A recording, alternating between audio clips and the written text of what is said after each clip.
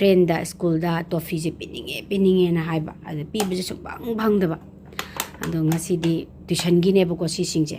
haira si su jing matam je pojai tang da bam te leitre haira si su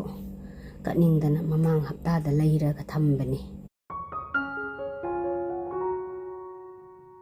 ai mayam purum jari mayam nuai lunari bana tro kamdong na panari ke ai de ngasi se ngasi di chanupi mapong numit tae bako birthday tae aduna chanupi gi birthday numit sida kai no khara sum ni jage angamba khara kachagi ana ko ai se kana honaram bani soda angamba su khara kachage ni soda su thongni jahoge na sem saram bani me kuire blog so haptaba na ngasi di blog so hapage na ise honajaram bani blog hapa se tangam de boko chin ba hai tare thapak se hadi blog hapa ise ta semdok semjin tawba editing tawba na ko mathang lei bani na te ya de boko aduna ngasi di sagi mapung numit sida memory ju ojona ba na ise blog ngasi di blog semme meyam nung sibir duna suppose dum tawbire suppose dum tawbiyo ngamjaba khara katke na ko langi lei salu bani nasai se tamuja ju office khre madi si program tiga thabai ngang khara chille na ko thabak yam chille aduna ichagi birthday je mamang dadi ekta chaung na dum pangthok pani handakti pharak tare na haidana mapa jo office khre ngantana aduna ngasidi sumaina duk thamai katlaga nungdang mapana thengna dum por ani cake su tuga thengna dum isagi ona di soiba yadabagi ko isagi ona haraujaba tegi mana pamjaba cake si khalaga dum khoi dum cake tu budi ka ani ba ko thenga su thengna ado ngasi ona sumaina ayukidi sumaina katlage na sem sajaram bani aise nama panda katnabagi hौजिक्ति को ऐसे माजी school चटनबगी मपागी office की अदु अदा तौबद ngамद्रे बैसे को tuition अमुक थिनबा मोहलकपा like सुंग हाक तो होंदब यादबनी नको थबक से हौजिकान याम चिनबा हाइतारे हैरा खरसे हैरा सिसु जिंग मतम जे पोचै तांगदब अमते लेट्रे हैरा सिसु कनिंगदना ममांग हप्ता दा लेहिरा का थंबनी market si lai ne de lai hodradi na ko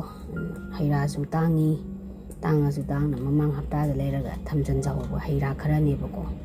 adu to tawraga kat lage na isi sem chaba hai tare sumaina aina khara semjaraga katpa loisale mayam sumaina katle ngasi di ayuk ki se horen gina mapahalaga amuk makhata ba do sumyeng mina se mayam yam kuiraba magi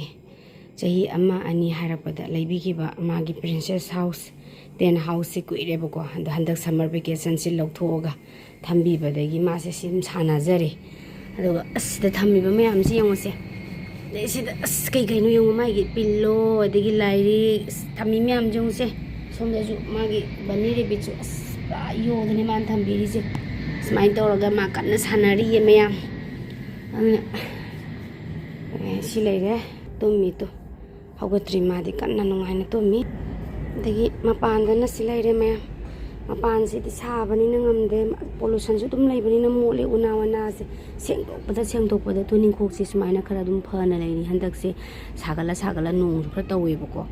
aduna khara dum phana leiri mana ka si yadre sengdokpadi ngamdramni sum sengdok na dum mosalakpado adai si leire ko mapan gi di sumaina amuk khara dum katle yuki se aina mamang khara lesanjaba and handakti tulsi se yam phagatle di siradra khalu bane tulsi phagale de yendem si ju sabagi ko kibam mama chadare dum hingi wana ade si hawai mana haibra hawai asang ba haibra kaino aina maru khara langjalu badi mana ga je hekta phan gai ni mari chatpana se gyalam tadre juba ko sum sita mana kari je si singlang rei su dum sali sina malika duni dum mayam nam hum ni ko ai lai tham kat pada asat pam khak le ram me ta si ha pe ai som da su ko to ju ham sa le ani tha bani ꯃꯅꯥꯁꯤꯡꯁꯤ ꯌꯥꯗ꯭ꯔꯦ pollution ꯋꯥꯡꯕꯅꯤꯅ ꯌꯥꯝ ꯐꯠꯇ꯭ꯔꯦ ꯍꯥꯏꯇꯥꯔꯦ ꯁꯤꯡꯈꯩꯁꯦ ꯁꯨꯃꯥꯏꯅ ꯈꯔ ꯊꯥꯔꯒ ꯁꯨꯝ ꯃꯤꯠ ꯅꯥ ꯅꯨꯡꯉꯥꯏꯅꯕ ꯋꯥꯈꯜ ꯅꯨꯡꯉꯥꯏꯅꯕ ꯍꯥꯏꯅ ꯁꯨꯃꯥꯏꯅ ꯈꯔ ꯊꯥꯔꯒ ꯂꯩꯔꯦ ꯁꯤꯅꯤ ꯃꯌꯥꯝ ꯑꯩꯒꯤꯁꯦ ꯑꯗꯨꯗꯤ ꯃꯈꯥ ꯇꯥꯕꯗ ꯁꯨꯝ ꯌꯦꯡꯁꯤꯀꯣ ꯉꯁꯤꯗꯤ ꯏꯆꯥꯒꯤ ꯃꯄꯣꯛ ꯅꯨꯃꯤꯠꯅꯤꯅꯦ ꯍꯥꯏꯗꯅ ꯉꯟꯇꯥꯅ ꯍꯧꯒꯠꯂ ꯎꯔꯤꯡꯒꯁꯦ ꯊꯣꯛꯂꯛꯑꯦ ꯑꯍꯜ ꯑꯣꯏꯔꯁꯨ ꯎꯔꯤꯡ ꯊꯣꯛꯂꯛꯑꯦ ꯑꯗꯣ ꯏꯆꯥꯒꯤ ꯃꯄꯣꯛ ꯅꯨꯃꯤꯠꯅ ꯉꯟꯇꯥꯅ ꯍꯧꯒꯠꯂꯦ ꯑꯩꯁꯦ ꯏꯔꯨ ꯃꯥꯏꯊꯖꯔꯦ ꯏꯆꯥ ꯃꯄꯥꯁꯨ ꯑꯣꯐꯤꯁ ꯆꯠꯈ꯭ꯔꯦ ꯃꯥꯒꯤ ꯆꯥꯛ ꯏꯟꯁꯥꯡ ꯅꯪꯅꯕ ꯊꯣꯡꯕꯤꯈ꯭ꯔꯦ ꯑꯗ ꯃꯥꯒꯤ ꯏꯆꯥꯒꯤ ꯕꯥꯔꯗꯦ ꯅꯨꯃꯤꯠꯁꯦ ꯁꯨꯇꯤ ꯂꯧꯕꯁꯨ ꯐꯪꯗ꯭ꯔꯦ ꯃꯥꯒꯤ ꯄ꯭ꯔꯣꯒ꯭ꯔꯥꯝ ꯊꯕꯛ ꯏꯪꯈꯥꯡ ꯆꯤꯜꯂꯦꯅꯀꯣ ꯑꯗꯨꯅ ꯄ꯭ꯔꯣꯒ꯭ꯔꯥꯝ ꯀꯩꯀꯥ ꯂꯩꯕꯅꯤꯅ ꯆꯠꯈ꯭ꯔꯦ ꯑꯗ ꯑꯩꯅ ꯉꯁꯤꯗꯤ ꯗꯨꯛ ꯊꯥꯎꯃꯩꯁꯨ ꯉꯟꯇꯥꯅ ꯍꯧꯒꯠꯆꯔꯒ ꯃꯥꯒꯤ ꯆꯥꯛ ꯏꯁꯤꯡ ꯍꯥꯞꯄ ꯃꯇꯨꯡꯗ ꯗꯨꯛ ꯊꯥꯎꯃꯩꯁꯨ ꯀꯠꯊꯣꯛꯆꯔꯦ ꯁꯨꯃꯥꯏꯅ ꯇꯧꯕꯅꯦ ꯑꯗꯣ ꯀꯥꯁꯦ ꯃꯥꯒꯤ ꯁꯤꯂꯥꯏꯗꯤꯕꯤ ꯃꯌꯥꯝ ꯑꯃ ꯂꯩꯁꯦ ꯑꯁꯤꯗꯁꯨ ꯑꯩꯁꯦ ꯂꯣꯏ ꯁꯨꯗꯣꯛꯄꯤꯔꯕꯅꯦ ꯃꯥ ꯁꯨꯝ ꯁꯥꯟꯅꯕꯅꯤꯅꯀꯣ ꯁꯝꯃꯔ ꯚꯦꯀꯦꯁꯟꯁꯦ ꯁꯥꯡꯉꯦꯕ ꯌꯥꯝꯅ ꯑꯗꯨꯅ ꯏꯃꯨꯡꯁꯤꯗ ꯂꯩꯕꯗꯣ ꯃꯥ ꯋꯥꯖꯕꯅꯤꯅꯀꯣ ꯑꯩꯅ ꯀꯩꯅꯣ ꯇꯧꯕ ꯍꯥꯏꯇꯥꯔꯦ ꯁꯝꯃꯔ ꯚꯦꯀꯦꯁꯟꯁꯦ ꯌꯥꯝ ꯁꯥꯡꯕꯅꯤꯅꯀꯣ ꯑꯗꯨ ꯃꯥꯅ ꯂꯩꯕꯗ ꯁꯨꯝ ꯐ꯭ꯔꯤ ꯌꯥꯝ ꯅꯨꯡꯉꯥꯏꯅ ꯁꯥꯟꯅꯖꯅꯕ ꯍꯥꯏꯗꯅ ꯑꯩꯅ ꯃꯥꯒꯤ ꯁꯤꯁꯤꯡꯁꯦ ꯂꯣꯏꯅ ꯑꯃꯨꯛ ꯐꯦꯡꯗꯣꯛ ꯆꯥꯝꯊꯣꯛꯄꯤꯗꯅ ꯁꯨꯕꯤꯗꯅ ꯇꯧꯔꯦ ꯇꯦꯗꯤ ꯃꯌꯥꯝꯁꯦ ꯑꯗꯨꯃꯥꯏꯅ ꯇꯧꯗꯅ ꯃꯥ ꯍꯧꯖꯤꯛ ꯌꯥꯝꯅ ꯃꯅꯤꯡ ꯇꯝꯅ ꯁꯨꯃꯥꯏꯅ ꯇꯧ ꯁꯤ ꯍꯥꯎꯁ ꯑꯅꯧꯕꯒꯁꯦ ꯁꯤ ꯁꯥꯔꯒꯅꯦ ꯃꯥ ꯍꯧꯖꯤꯛ ꯂꯩꯔꯤꯁꯦ ꯃꯄꯥꯅ ꯑꯥꯗ ꯊꯝꯖꯤꯟꯕꯅꯦꯕ ꯑꯗꯨꯗꯣ ꯄꯨꯊꯣꯛꯄꯤꯔꯦ ꯑꯗꯨꯒ ꯃꯄꯥꯁꯤꯅ ꯄꯨꯊꯣꯛꯄꯤꯔꯒ ꯁꯥꯟꯅꯔꯣꯅ ꯇꯧꯔ ꯁꯥꯟꯅꯍꯜꯂꯦ ꯑꯁꯤꯅꯤ ꯑꯗꯨ ꯃꯌꯥꯝꯅꯁꯨ ꯅꯨꯡꯉꯥꯏꯅ ꯑꯗꯨꯝ ꯂꯩꯃꯤꯟꯅꯁꯦ ꯑꯩꯁꯨ ꯅꯨꯡꯉꯥꯏꯔꯤ ꯍꯥꯏꯕ ꯇꯥꯕꯅꯦ ꯑꯗꯨ ꯁꯨꯃꯥꯏꯅ ꯇꯧꯗꯅ ꯉꯁꯤꯒꯤꯗꯤ ꯕꯥꯔꯗꯦꯁꯦ ꯂꯩꯔꯦ ꯑꯗꯣ ꯍꯣꯔꯦꯟ ꯅꯨꯡꯗꯥꯡ ꯃꯄꯥ ꯂꯥꯛꯑꯒ ꯑꯃꯨꯛ ꯀꯦꯛ ꯂꯩꯕꯤꯔꯛꯄꯗꯣ ꯊꯦꯡꯉꯁꯨ ꯊꯦꯡꯅ ꯃꯇꯦꯛ ꯑꯃ ꯁꯨꯝ ꯍꯥꯞꯆꯔꯛꯀꯦ ꯑꯗꯨꯁꯨ ꯁꯨꯝ ꯌꯦꯡꯃꯤꯟꯅꯁꯦ ꯃꯈꯥ ꯇꯥꯕ ꯀꯩꯅꯣ ꯁꯨꯝ ꯍꯥꯞꯆꯔꯛꯀꯦ ꯁꯞꯄꯣꯔꯠꯁꯨ ꯑꯗꯨꯝ ꯇꯧꯕꯤꯔꯛꯑꯣ ꯃꯌꯥꯝ ꯉꯁꯤꯗꯤ ꯍꯣꯔꯦꯟ ꯑꯃꯨꯛ ꯎꯠꯆꯔꯒꯦꯀꯣ ꯑꯗꯣ ꯃꯌꯥꯝ ꯃꯥꯒꯤ ꯕꯥꯔꯗꯦꯁꯦ ꯆꯍꯤ ꯈꯨꯗꯤꯡꯒꯤ ꯃꯥꯒꯤ ꯕꯥꯔꯗꯦꯁꯦ ꯁꯝꯃꯔ ꯚꯦꯀꯦꯁꯟ ꯇꯥꯕꯅꯤꯅ ꯃꯥꯁꯦ ꯐ꯭ꯔꯦꯟꯗ ꯁ꯭ꯀꯨꯜꯗ ꯇꯣꯐꯤꯁꯦ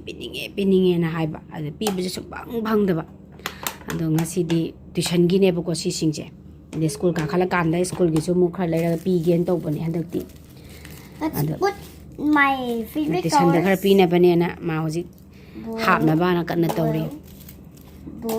ꯕꯥꯔꯗꯦꯁꯦ ꯌꯥꯝ ꯆꯥꯎꯅꯗꯤ ꯇꯧꯗ꯭ꯔꯦꯕꯀꯣ ꯍꯟꯗꯛꯇꯤ ꯊꯕꯛꯁꯦ ꯌꯥꯗꯗꯅ ꯑꯗ ꯃꯥꯅ ꯕꯥꯔꯗꯦꯗꯒꯤ ꯒꯤꯐꯁꯦ ꯐ꯭ꯔꯦꯟꯁꯤꯡꯗ ꯈꯔ ꯄꯤꯅꯤꯡꯉꯦꯅ ꯇꯣꯐꯤꯁꯤꯡꯁꯦ ꯈꯔ ꯂꯩꯕꯤꯔꯦ ꯑꯗꯨꯒ ꯇꯨꯏꯁꯟꯗ ꯈꯔ ꯄꯤꯅꯕꯒꯤ ꯍꯥꯟꯖꯜꯂꯦ ꯁ꯭ꯀꯨꯜ ꯀꯥꯈꯠꯂꯛꯄꯗ ꯑꯃꯨꯛ ꯁ꯭ꯀꯨꯜꯗꯁꯨ ꯄꯤꯗꯣꯏꯅꯦꯅꯀꯣ ꯍꯟꯗꯛꯇꯤ ꯌꯥम कन्ना हायरबा हाइतारे माजे ममानिबिसिंगना मागी माना काबा मतमदा ममानिबिसिंगी बर्थडे दे स्कूल दगा पिरकपदो माने दुम थेंनाबदो मांगोंदासु मानासु याम तौजनिंगबा हाइतारे अदो हंदक्ति ट्यूशन जु तौबिरगेन ट्यूशन गिसु लेबिरुबने अदो स्कूल गिसु अमु काखलकपदा लैगेना तौरमबने angang khraga sumaina khra yenbiragena yarba look at those colors harauzedana se moi angang gitadi yam harauzari ne ba I want to do ani yelak pasida I want to do se nasak tom to ulo se handa de khra chawra bani mai thong sem tieng jerge se mai thong do handa de khra chawra mina ma birthday yam chawna tawningdre na tawbasu phangdaba mapazu thabak chinba mithai oni yelurajeena mithai oni yengba chatlagen tawri makha tawdo sum yengmi cham cham na pire ko magi se happy birthday cham cham na pibane adakam nap tab ju nuai tare na ko em saung to bodu ngamdraba kano se Kiki birthday name na tari decoration se nangi name ni bema hai do nangi name ni mama bana ko maming do ni bema hai se no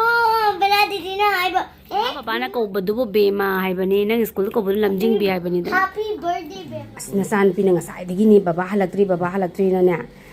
ke ngana asina gift la game ne ko staff sing na my birthday le yedu ngasi program su le ni na ne ya da na moi khang phajai ne isa gi gift ne na pi re baba gi office na adu mayam isa gi birthday ne ba ko ngasi se अदो मपाना थेंगासु थेंना ngasi birthday ओइबनी ना इचागी cake चु कक्तबा यादबनी हाइदना cake से लेरगा पुरगा लाए अदो इचा नुपी दिंगा साइदि ngaइरबनी मपा हलकपा ngaइ ngamददना के सलगने माना ngaरिजे अदो आइना स्माइना याम समना खर सेमबीरेबको माइ बर्थडे गी बोल खर तौरगा थेंगजु थेंगबसिदे हाइदना अदो आइ इचा नुपी जे हौदोरके मासे सरप्राइज ओइरानी अदुगा सी बेग सिजु उबदा हरावरानीबको बेमा बेमो बेमा बाबा लाए केरगा ngaijara baba la ela onangi cake pure la yengola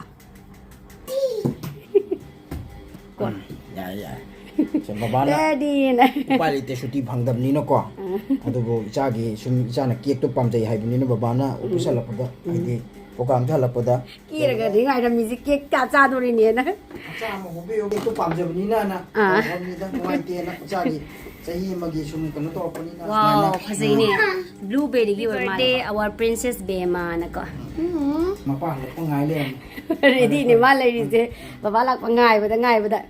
se sai ai jo office thabak to loi pangai bune ko program to se Everyone, today is my birthday. Please wish for my birthday. oh wow happy birthday to you happy birthday to you happy birthday to my little princess happy birthday to you yay ngasi de ma pa office tiang na halak bagi upai leitre sa ba thakuduna koi behind the scene tawrase sumaina tawraga mayam na su nungsina dum support su tawbirei aduga support su dum tawbiramo isana cake pamjabagi sum tawjabane birthday se thengdi thengabane khoi birthday se do pairattabagi adum Echagi khallaga cake sigi khallaga ma cake cham pamjei bako adugi de magda cake se leibi mayam su afaba wish tawbira amo Echagi tungi punsi da mai pakna ba adu mayam su afaba ta oiminarase mayam se bema bye hero Bye. Samna sembire na poroge tawrambane du nungaite Echagi na smaina samna masama na pira sembire ada mapana bag sima magi friend na asina mama na ba office ki mina Echagi birthday ne haibada pire ena bag sima pubire adu smaina chamna aina thepire dati yam chawna su tawdramina na smaina chamna tawraje na tawre adi si cake si pure happy uchara cake se kak pokhot padi ularoi ge happy birthday our princess be mana sain tawraga mapana design samjare sine ma'am por ai se cake se to thenga ju thengna Echagi na pura pubire mapana adu ma'am ngasi gi oina di sumaina loire ngasi gi oina di next vlog ta muk thengna rase ngasi gi di side lotion jarage bye bye nungale next day oire birthday du di punba nang hautre thiengrabani na midang su oire thabak su thengna halakna bagi yada dana nualaga moini se punjare ado summer vacation se mabani se maning tamna pulle yamna na leye bako koi se kumda baga leire bako magi senior ne school chu pulle bako ado handa ke summer vacation se di moini se yam nungai na punja dana adum tawre haitare mabani gi dance yang I still remember the step. I still remember the step.